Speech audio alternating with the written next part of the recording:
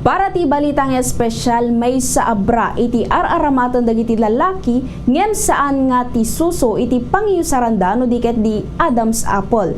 Kas panang surot iti maysa nga Chinese social media influencer ani Zhu Miaoling analatlatak kas a Miaomon line.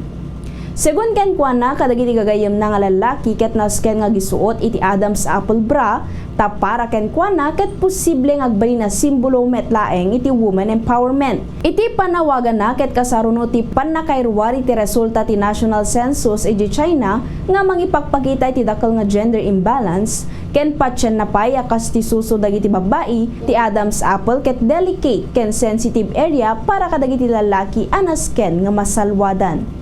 Daytan di balitang espesyal para ti Bombo News and Views, siak ni Bombo Justin Garcia para sa number 1 and most trusted radio network in the country, Bombo Radio Philippines, Basta Radio, Bombo!